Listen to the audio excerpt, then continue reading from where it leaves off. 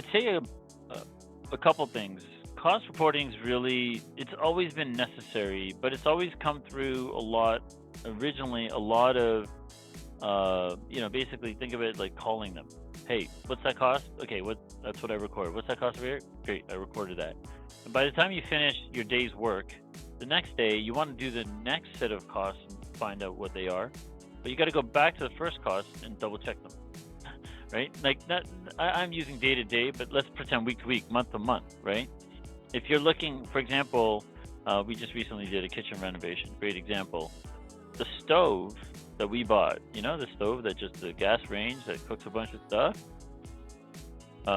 Before COVID, and maybe a little bit before that even, you could get a decent stove under $1,000.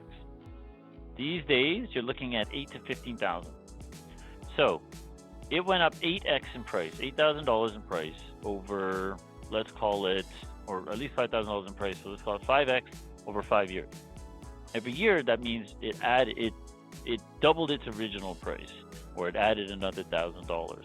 That means every month, on average, it went up. Let's call it $100. Now, it's not a problem if you're one person doing one reno, but it's a problem if you have 400 stoves to put into a 400-unit apartment, right? All of a sudden, every month, you just went up 40 grand in cost.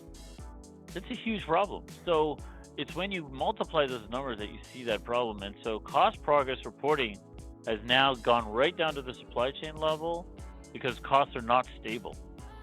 On top of that, because projects are way more tight in time frame, dependencies are brutal. And not only did costs go bad, costs got volatile, schedules got volatile too. But you can go to a lot of vendors these days and they will tell you, I can't tell you when you're gonna get your stove, sorry. Like there's no amount of money you can pay me that I can give you a firm date on that stove. And so all of a sudden you're like, well, when does the electrician come in? The electrician costs me $150 an hour, right? What do I do with this? So the electrician's like, I'm not going to wait around. I got another job that wants me. I'm not going to wait around for your stove to come and sit idle. And so you take those multiple pressures and all of a sudden cost tracking becomes very, very critical. And being able to pass that cost back to the owner is the ultimate desire. And it's, of course, it's a battle. So the owner needs detailed cost tracking so that they know that it's not that there's a performance issue, it's that they're just dealing with a much different world, both on supply and price volatility.